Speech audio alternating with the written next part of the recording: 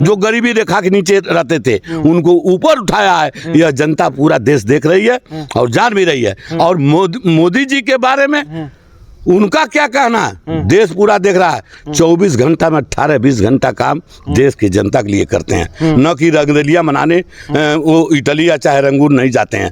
उनको जहां मलाई खाने के लिए मिल जा रहा है वहां ईवीएम ठीक है, और जहां नहीं मिल रहा वहां ईवीएम खराब है। अंगूर मिले तो ठीक, नहीं मिले तो खट्टे। बस दूसरा क्या कहा जा सकता है ईवीएम के बारे में। बीजेपी में कोई यह नहीं कह सकता है कि अगला अध्यक्ष कौन होगा। तो असली जो है लोकतंत्र बीजेपी के ही पार्टी में है, बाकी किसी में नहीं है। चोरों की दुकान बंद हो चुकी है। जो टैक्स का पैसा आता है वो देश के अंदर विकास के कामों में और जनता के समाज के निचले स्तर के लोगों को रहने के उठाने के लिए, उनको जमीन से उठाने के लिए यह टोटल पैसा टैक्स का खर्च होता है। ईवीएम को अग्नि परीक्षा बार बार दिया जा रहा है। फिर से ईवीएम पे कहा जा रहा है कि राहुल गांधी कह रहे हैं ब्लैक बॉक्स है ये, इसे किसी तरह से मतलब हटाना ही चाहिए। कुछ लोग कह रहे हैं कि इनके ही पार्टी के लोग, जब हमारी सरकार आएगी तो ईवीएम को हटा देंगे। बिल्कुल हटा देंगे, क्योंकि भ्रष्टाचारी सरकार रही उनकी। और बैलेट पेपर से जब जब चुनाव हुए तो उसमें उन्होंने करप्शन किया, बार बार उन्होंने जो है चुनाव को हैक किया, बैलेट पेपर की चोरी की, और इससे उन्होंने अपना सरकार बनवाया। ये निष्पक्ष ईवीएम ने जो है रिजल्ट देना शुरू किया, तब से उनकी सरकार गायब है। तो फिर वो तो बैलेट की पैरवी करबे करेंगे। अच्छा एक बात बताइए, इन दोनों के बीच में इंडिया गठबंधन और एनडीए गठबंधन, इन दोनों के बीच में बेचारी ईवीएम की क्या गलती है? ईवीएम बदनाम हुई जाने मन तेरे लिए। ये तो भाई ये तो भाई राहुल गांधी सोच पाएंगे और इंडी गठबंधन वाले सोच पाएंगे। मैंने बार बार कहा कि उनको जहां मलाई खाने के लिए मिल जा रहा है वहां ईवीएम ठीक है, और जहां नहीं मिल रहा वहां ईवीएम खराब है। अंगूर मिले तो ठीक, नहीं मिले तो खट्टे। बस दूसरा क्या कहा जा सकता है ईवीएम के बारे में। अच्छा सैंडविच खाए हैं आप? नहीं, सैंडविच तो नहीं खाए हम। वो बेचारी ईवीएम हमें लग रहा है वही बन गई है। इन दोनों लोगों के बीच में हमेशा अग्नि परीक्षा मैंने पहले ही बता दिया ना कि देखिए जो सही होता है उसको बार बार परीक्षा देना पड़ता है, और जो दुष्ट प्रकृति के लोग होते हैं सही पे उंगली उठाते हैं। तो ईवीएम अपने जगह पूर्णतः सही है, और ईवीएम में कहीं कोई दो राय नहीं है कि वो गलत है, उसको कोई हैक कर लेगा।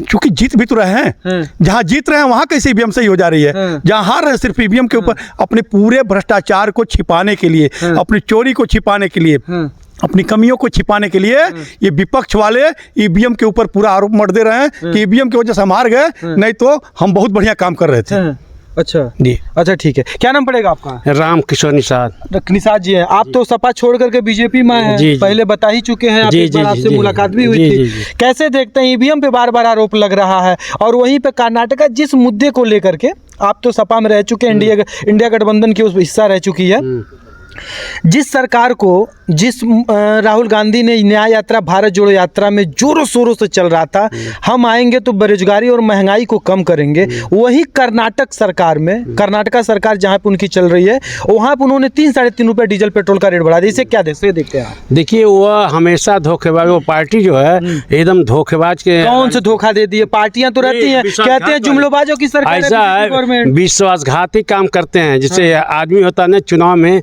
आदमी कर कुछ नहीं पाएंगे, लेकिन कहेंगे वादा करेंगे, बड़े बड़े वादा करेंगे, लेकिन उसका बड़े बड़े वादा तो मोदी जी भी करते कहते हैं लोग। माननीय मोदी जी तो जो भी आज तक कहे हैं उसको पूरा किए हैं। कौन सा किए हैं? अरे माननीय मोदी जी तो मानिए कि सभी किसानों को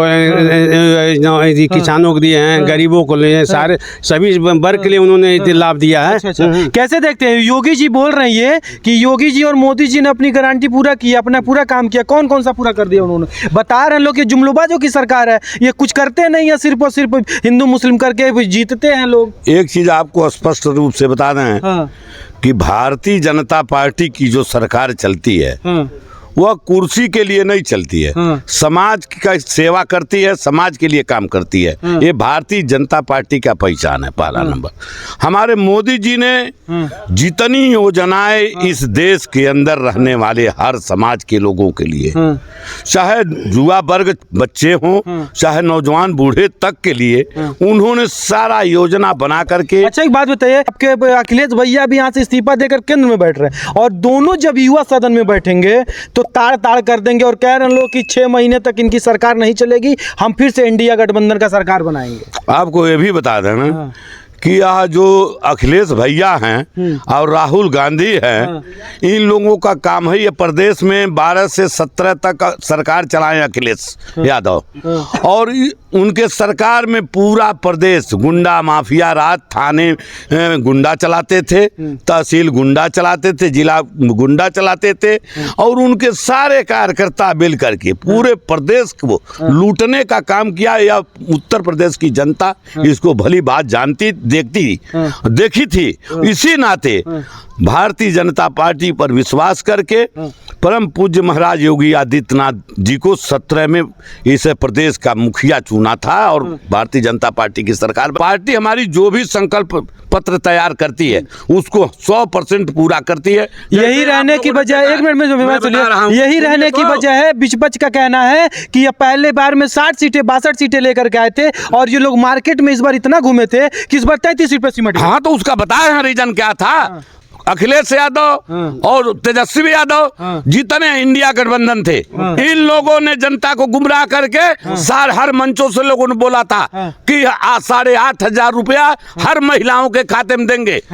क्यों नहीं दिए? आज पूरे देश के अंदर महिलाएं संकल्प पत्र कांग्रेस का जो इंडिया गठबंधन का था 8,500 का हर उनके कार्यालय पर धरना दिए, मांग तो रही है। क्यों? वो झूठा वादा किए थे, उनको देना चाहिए पैसा ना।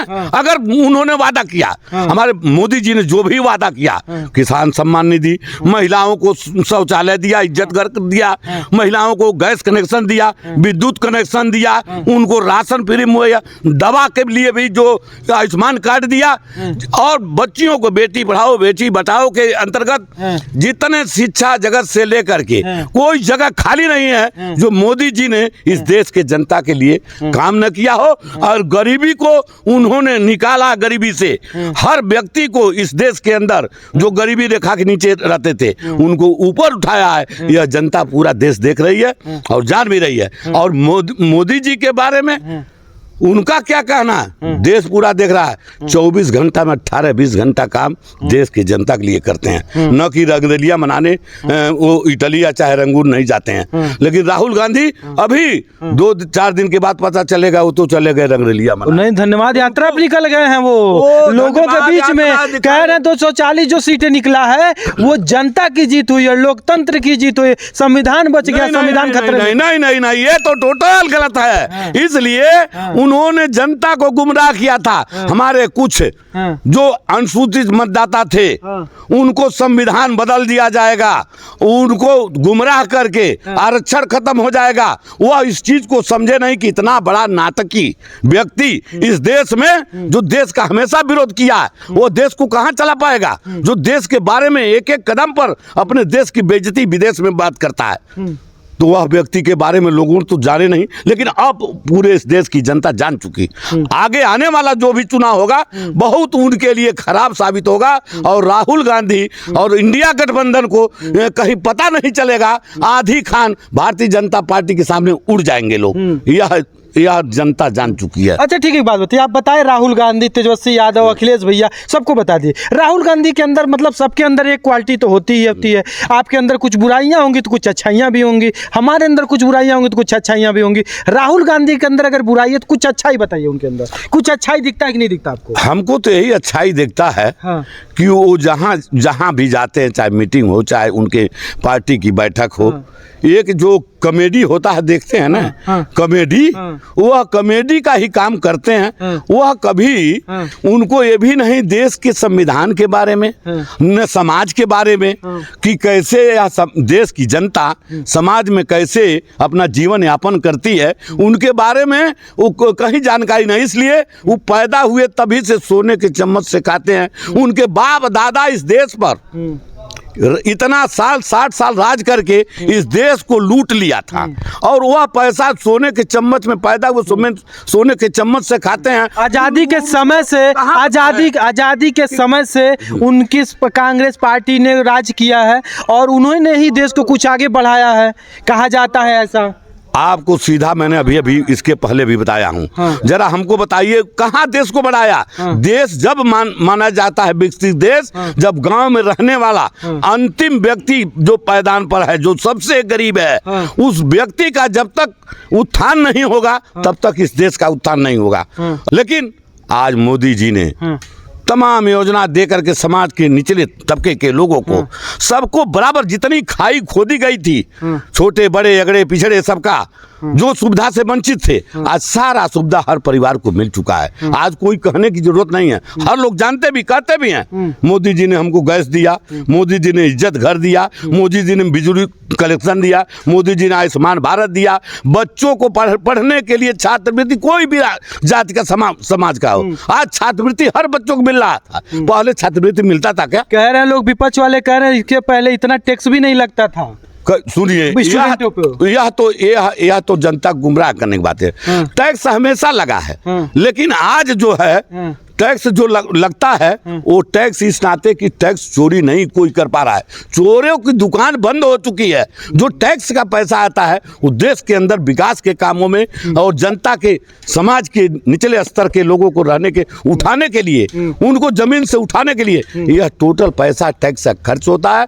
आज भारत विकसित देशों के कड़ी में खड़ा हो गया, 5वें नंबर का हो गया। मोदी जी ने गारंटी दिया है 5 साल में तीसरे पैदान पर हम धनी देशों में मैं ला कर दूंगा। कह रहे हैं लोग कि 5 साल चला ही नहीं पाएंगे तो कहां से लेकर? अरे भाई, यह मोदी जी हैं, मोदी जी का अपना उनके परिवार का फेर है न। मोदी जी को कहीं लूट करके बैंक बैलेंस करना है। इन लोगों का तो इतिहास देखिए न, चाहे वो अखिलेश यादव हूँ, चाहे मायावती हूँ, चाहे राहुल गांधी का परिवार हो, चाहे लालू यादव का परिवार हो, चाहे ममता बनर्जी का परिवार हो, ये लोग अपने परिवार रिश्तेदार के लिए काम करते हैं और देश प्रदेश का पैसा लूट करके, खजाना लूट करके यह लोग अपने पैसे रखे हुए हैं कि ताकि ये लोग न रहे, तब भी इनका परिवार ऐसे ही देश के अंदर खाता रहे। तो जरा हमको बताइए ना, राहुल गांधी कोई सरकारी नौकरी करते हैं क्या? राहुल गांधी कोई सरकारी नौकरी करते देश की सेवा करने के लिए? राहुल गांधी, अरे रुकिए तो, राहुल गांधी जरा हमको बता दीजिए कि जे कोई उनके उद्योग धंधे हैं क्या? राहुल गांधी के कोई उद्योग धंधा, कोई फैक्ट्री है क्या? वो पैसा कहाँ से, उनकी जहाँ जहाँ सरकार चलती है वहाँ से पैसा लुटवाते हैं। कांग्रेस की जितनी सरकार 3 प्रदेशों में है वहाँ से आज भी पैसा लूटा जा रहा है। वो अभी मैंने बताया डीजल पर जो गब्बर टैक्स लगा करके, कहिए गब्बर टैक्स लगा करके कर्नाटक की जनता को आज खून चूस रही है। वह जनता आज जान चुकी है। ये राहुल गांधी का पूरा परिवार जब से देश आजाद हुआ, आप देखे हैं ना कि देश को बांटने का भी काम किया, देश में झगड़ा लगाने के भी काम किया। उनको केवल कुर्सी से अपने परिवार के लिए काम करते हैं, न कि देश के लिए काम करते हैं। आप देखते हैं पार्लियामेंट में जाते हैं तो आंख मारते हैं। जो बताइए पार्लियामेंट में जाएगा, इस देश का वो उच्च सदन है, देश को कैसे आगे बढ़ाया जाए, कैसे चलाया जाए देश को, वहाँ उस पर बात होती है। लेकिन उसमें पार्लियामेंट में जाते हैं तो आंख मारते हैं। यही राहुल गांधी का, यही उनका ज्ञान है, परिचय है, तो क्या है उनसे उम्मीद करते हैं? ऐसे नेताओं के बारे में जनता जान चुकी है। अब गलत फहमी भी नहीं पड़ेगी। 2027 में भी चुनाव होगा, 2029 में भी चुनाव होगा। अब मोदी जी के नेतृत्व में, योगी जी के नेतृत्व में फिर भारतीय जनता पार्टी समाज के निचले तबके तक के लोगों के उत्थान के लिए काम करती रहेगी, करती है और करती रहेगी। अच्छा ठीक है, क्या नाम पड़ेगा अंकल जी आपका? प्रमोद सिंह। कैसे, बढ़िया है? बिल्कुल। कैसे देखते हैं, कहा जा रहा है, विपक्ष कह रही है लगातार कि बीजेपी गवर्नमेंट जो 6 महीने तक नहीं चलेगी और टुकड़ों टुकड़ों में बिखर जाएगी। आपको क्या लग रहा है, ऐसा होने वाला है? कुछ नहीं, मोदी सरकार 5 साल चलेगी और विपक्ष का काम है ये सब कहना, बुराई करना सरकार की। रहा सवाल बीजेपी की, तो बीजेपी ही एक ऐसी पार्टी है पूरे देश में जो राजतंत्र को देती है, लोकतंत्र को देती है। बाकी सारी पार्टियां राजतंत्र जैसी हैं। सारे पार्टियों के मुखिया जो होते हैं वो उसके लड़के होते हैं, फिर उसके लड़के होते हैं, फिर उसके लड़के होते हैं। बीजेपी में कोई यह नहीं कह सकता है कि अगला अध्यक्ष कौन होगा। तो असली जो है लोकतंत्र बीजेपी के ही पार्टी में है, बाकी किसी में नहीं है। अच्छा एक बात बताइए, ईवीएम हैक हो सकती है क्या? असंभव है। चुनाव आयोग ने बिल्कुल चैलेंज दिया था, 1 दिन का समय दिया था, उसने पूरा उस टेबल सजाया था, उस पर ईवीएम रखा था और चैलेंज किया था पूरे देश से कोई भी हो, जो भी साइबर अपराधी हो या जो भी हो, ज्ञानवान हो, आके हैक करके दिखा दे। उस चैलेंज को किसी ने स्वीकार नहीं किया। अगर ऐसा होता तो फिर कोई जरूर जाता। हाँ। अच्छा, ये सारी चीजें हैं कि मतलब ईवीएम हैक नहीं हो सकती? बिल्कुल बिल्कुल नहीं। तो अग्नि परीक्षा क्यों दे रही है बार बार? इसलिए दे रही है कि जो जिससे जो पीड़ित होता है या नुकसान जिसका होता है उस पर दोषारोपण किया जाता है। विपक्ष में तमाम गुंडा राज चला था, उसमें सारे गुंडे सांसद और विधायक बनते थे। वो जाके बूथों पर अपना बैलेट पेपर लेकर एक ही व्यक्ति हजार बैलेट पर मुहर लगा देता था और डाल देता था। आज वह चीज़ नहीं उनको मिल रहा है। ईवीएम एक बार दबाने के बाद लॉक हो जाती है, फिर इनके गुंडे कुछ कर नहीं पाते हैं। सिर्फ इसलिए किया जा रहा है कि भाई फिर बैलेट पेपर आवे ताकि हमारे गुंडे मुहर लगावें और हमारी सरकार बने। अच्छा।